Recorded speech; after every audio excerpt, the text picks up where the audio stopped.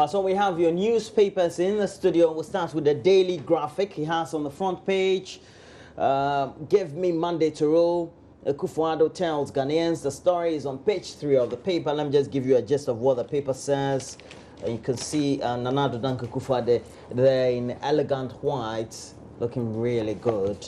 And the story reads, it says the 2016 presidential candidate of the MPP, Nana Addo Dankwa Akufo-Addo, took his campaign to a number of churches in Takoradi and the Efia constituencies yesterday. They meant over the weekend or Sunday, to give, with a plea to the congregations to give him the opportunity to lead the country. He's quoted as saying, "I'm pleading with you to try me also, so I can show you what I can do for this country, and I promise I'll never let you down."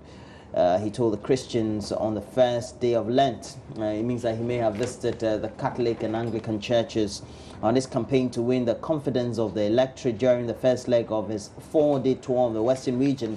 Nana Addo Dankwa Akufo-Addo asked churches to pray for Mr. J.B. Dankwa Edu, the Member of Parliament for Iboakwa North, who was gruesomely murdered last Tuesday, and Mr. Ben Kwal, the late acting chairman of the party in the region, who also is passed on as well. So we have a lot on the front page. We also have Green Street promises golden age of opportunity. At some point in time in Ghana's politics, we are golden age of business. Now it's going to be golden age or golden green age of opportunity. We also have NDC asks Zongo community to disregard MPP promises. We have Cape Coast North candidate attacked. And I called the husband yesterday of Barbara Asha AC, and he said she was doing well. The lady whose vehicle was attacked. I know the husband very, very well. Yeah, I worked with him a couple of times on some of the issues in the past. Daily Graphic Sport also has a story: hard win for Ash Gold, Africa Champions League first leg, and apparently they overcame the Algerian side Faluda Olympic de Beja.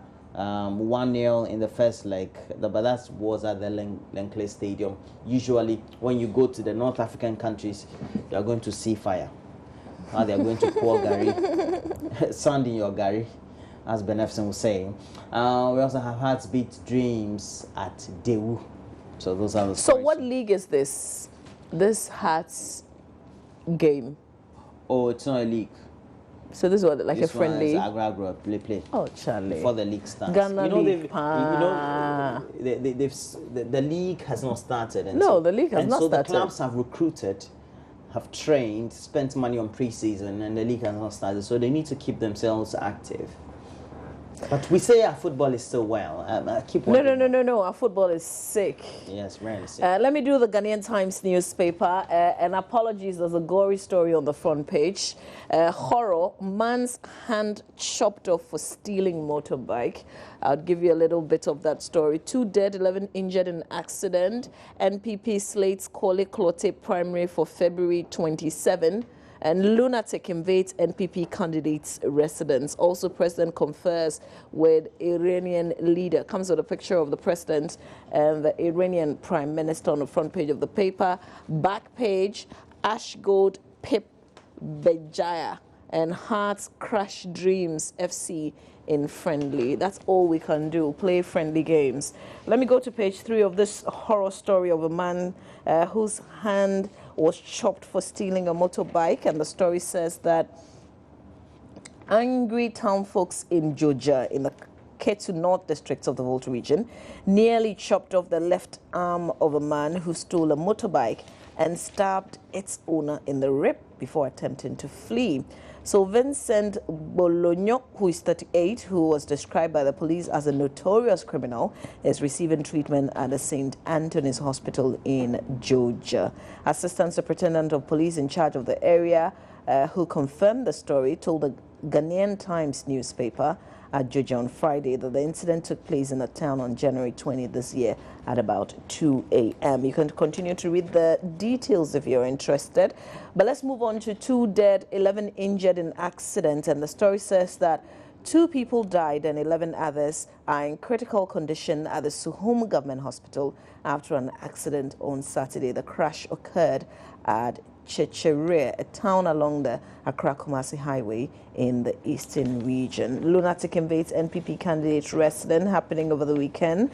A man, Bismarck Yao, suspected to be mentally ill on Saturday, sneaked into the residence of the new Patriotic Party parliamentary candidate for Cape Coast North, Mrs. Barbara Asha AEC, ostensibly to harm her for reasons yet to be established. He was said to have entered the house with a knife and a hammer, demanding to see her. The alleged mentally ill man destroyed flower pots and smashed the screen of a saloon car belonging to Mrs. AEC with a hammer he was holding. He has been admitted at the Ankafo Psychiatric Hospital, where he's currently receiving treatment. Okay, so these are some of the stories you find in the Ghanaian Times newspaper. Roland? We have front page of the Daily Guide has a story. MPP girl attacked with knife. It talks about Barbara Asha. Is that Barbara? Yes. Okay. Very beautiful. And the husband is handsome. Their children, both beautiful and handsome. And yes, more. So your words? Normal. So now it talks about how on page 2 and 3. Okay, as always. So sorry, it's not on page 2. Okay, so it's on page 3. It talks about how some few days after the gruesome murder of the member of parliament for Ibakwa North, there's also been an attack on the parliamentary candidate for Cape Coast North, and Barbara Asha AEC was also attacked at a residence at Paidu Estate in Cape Coast in the central region. The unfortunate incident happened around 10 a.m. when an assailant believed to be in his early 30s, who goes by the name Bismarck Yao, allegedly armed with a knife and a hammer, invaded a residence. At the time, she was having a meeting with her constituency executives towards a program plan for that very evening at the University of Cape Coast. And that very program was when the vice presidential candidate of the party was supposed to have addressed students at the University of Cape Coast campus. Nana storms 5 churches in Takrady, and we know that from the Daily Graphic, he made the appeal that at least Ghanaians should support him and also give him the benefit of the doubt to become the president of the republic, if he's and so he should be voted in during the contest we'll be having presidential and parliamentary elections on November 7 this year. Minister exposed over AfriWave deal, and this very story coined from the Newsfile program, in which Matthew Opoku Prempeh, Member of Parliament for Minshia, says that there was no legislation backing all that has taken place, and despite all that, it means that government or the NCA also needed to take a real look at the whole its own contract with the AfriWave for the operation of the Interconnect Clearinghouse, and more importantly, seek proper mandatory legislation on that very subject. On the center spread, it gives you spread about News One. It says that one in town, Bishop Obini brags. Oh, hell you are. And I'm wondering, how can you never discuss this thoroughly? Which one is that? Bishop Obini. On the radio? I don't have space for that. I think we have a more important subject to deal with. You're always controversial. Am I? I don't know whether you and him was controversial. I don't have anything against him, but I don't think it's an important subject for me to discuss. Marriage is senseless, and that was Otabil's Vows Day sermon, according to... Did you go to church yesterday? No, I didn't. You didn't. And Sonny Badu apparently, Sonny Badu apparently would like to sponsor Yaosiki, and we know that Miss G was able to interview Yaosiki the last week and from there. We've had a lot of enormous support for the gentleman who once was a hip life artist, had an accident, was admitted extensively at the 37 Military Hospital with some spinal injuries, but apparently has recovered, but now has taken to the pulpit to preach the word of God. Not very easy. And so Sonny Badu, who is a UK-based Ghanaian gospel musician, according to the news reports, says that he will support him. Right. So those are the stories we have on the front page of the Daily Guide. I still have the Ghanaian Times because I thought this is important. The NPP has set February 27, 2016 as the date for its parliamentary primary in the Klote-Kole constituency following a party decision for a rerun. A statement signed by the Acting General Secretary John Boadu announced the dates after the results of previous primaries was annulled. It said a rerun is the best way to resolve the controversy surrounding the primaries held on August 2, 2015. And as some of our viewers requested the last time, there's a vacancy position in the Ghanaian Times newspaper. I think this is for a registrar and secretary. Somebody said that, Mamavi, when you are reviewing the papers, tell us about the job opportunities in the papers as well. So there's also one, so I think two that I have seen in the Ghanaian Times newspaper. You can go and buy the paper and take a look. If you're qualified, you can apply. All right, Roland, have you done the finder? No, I'm looking at the Business and Financial Times, one of my favorite business newspapers, always on the newsstands. BNFT, Africa's leading provider of business information, leads telcos see limited growth as consumers cut back on spending. Really? I'm wondering. Their data has become more expensive. Yeah, it has, honestly. And I don't know. This is when you buy. But they know there's a particular network when you buy an NCB. Yeah. I know the network I'm on.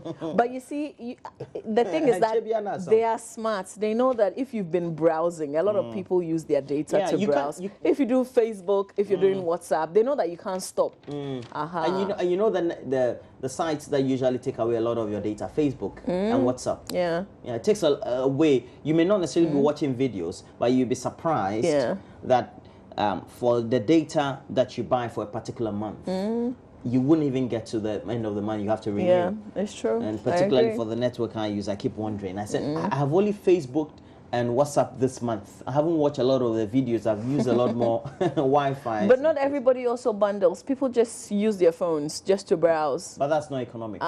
It's not at all. But they are making a lot of money. That's why they are not educating. Yeah. They don't do advert. They do nothing. No. Because they know people will buy. No, they won't advertise that you should buy. You should bundle. Or do sponsorship. Bundle to buy to make international calls. All right. If I was working, I would have been complaining though. BNFT also has a story. Domestic airlines get international recognition, and wasteful spending chokes economy. And then we have ECG Netco implement reduced tariff regime. Oh, really? We also have on the back page, UniCredit prepared to increase SME financing. Esuchari rice farmers receive financial empowerment as Hope Line Institute seeks to bridge poverty gulf, where love comes to pupils of Tigo's Shelter for Education project. So those stories are on the front and back pages of the newspaper, the Business and Financial Times. Just grab a copy, you get a lot more insights on that. I'll do the finder next. Judicial corruption scandal. Judges set to sue CJ for refusing to furnish them with committee's report. Also, teachers threatening to lay down tools over arrears. ECG's update for customers. NHIA in some 420 million Ghana cedis arrears. Comes a picture of Nathaniel Otu, who's an NHIA boss. Government to issue some 500 million 5-year domestic bond. That's also another story in the paper. Let's get a little on the judicial story. Judges set to sue the CJ, according to this paper and by Elvis Darko in Accra, while pressure is mounting on the Attorney General and Minister of Justice to commence criminal prosecution of judges dismissed in the judicial corruption scandal. Some lower court judges are preparing to sue the Chief Justice for refusing their request for a copy of the report of the committee that investigated the matter and recommended their removal from office. The judges will be praying the court to order the Judicial Service and the Chief Justice to give them a copy of the report of the investigative committee that sat on the case. That's it for the headlines that I'm looking at in the Finder newspaper, Roland. We have on the front page of the last paper, the Daily Dispatch. You have up there how AG saved Ghana $560 million. Get to page 2 of the paper and get full in what story. deal? And we have, I think They saved us on paper, or they saved us with some cash being returned to our coffers. It's the judgment debts that the Attorney General has been able to reverse in some of them, even in defense of some of those cases as well. Oh, but isn't that their job? Should we be praising them for doing their work? They are paid. You know, hitherto they were not. We were blaming them for not. Really? Interception of postal packets and telecommunication bills message. We also have on the front page, Lodina launches Ghanaian child marriage campaign, and that story fully is represented on the back page of the Daily Dispatch newspaper. Okay, Roland, there's a piece that Captain retired Nkrabea Efadate has written on the death of the Abuakwa North constituency. Page? I'm not sure, but keep looking whilst I read some messages.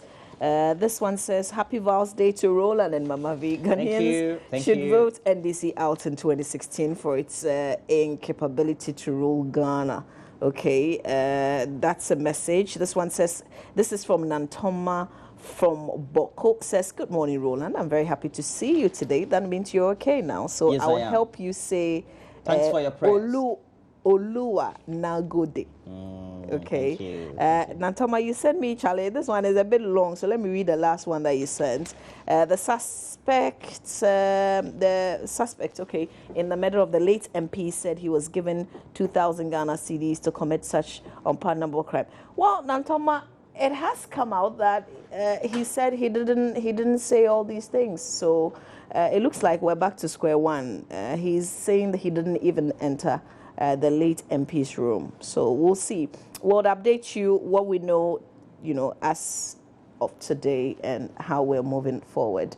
This one says, hey, Kwabena Adansi says, Mama V, I used to love you, but now because you refuse to read my messages of you just investigate, I'm sure the love will be back. Way their transaction, if more information. Okay, Kwabena Adansi, I will do well to call you. I hope that I remember this. I'll call you so that you can give us what you have. This one from Franco Usu from New Edubiasi says, yes, we will stop teaching because the government haven't been fair to us, especially with the 2013 batch. We received only 3 months back pay and the rest not paid. This one says, good morning, Roland. Good to see you back. We all missed you. Belated Valentine to you, and continue the good work. From Ayi Gogu, Stephen in Chiana. Okay, this is the last one, then we'll bring you sports. Good morning, AM show. It baffles me that for over 6 months now, water don't flow in my house just because my meter reads faulty, as confirmed by the agents of the water company, for me to pay over 2,000 Ghana cedis just for 1 month, and I'm being told to pay before I get water. That's from Ima from Boy Town. On that message, we have to pause. Which page is this story? Have you seen it? Yes. Okay. The killing of J.B. Danko. It will be interesting to read. Yes, and then when you go, there's a paragraph there. It says, within seconds, I'm quoting Captain Nkrabea Efadate for this very article. It's on page 9 of the paper. That's the Ghanaian Times. It says, within seconds, Honorable Dankwa was a dead man. Then terrible, confounding, horrendous, discombobulating, death ex parte. Big funeral on our hands, it says. I'll take time and read all that. Yes, it chronicles a lot about even the death of, and quotes even from Mario Puzo, the late Mario Puzo, and the author of the Godfather novels that were turned into movies, very successful movies and very high best-selling novels as well. Okay. All right. So Benedict Owusu-Danko comes up with sports. He will tell you what he knows about our league. I'm worried that we still haven't started. So what are we playing? Like friendlies, like seriously? And it's supposed to be entertaining and all that. In the meantime, England is still continuing with their Premier League. I think they are left with about 9 matches to go for the Premier League. So some season is almost ending, and some season has not even started. Okay, 12. They're left with 12 matches to go. Okay. But good morning to our friend MD Kwesi Kwesen in Akosombo, as well as Danny. I know that, Mr. Kwesen, I know that you're watching. So stay with us. Benedict comes up next.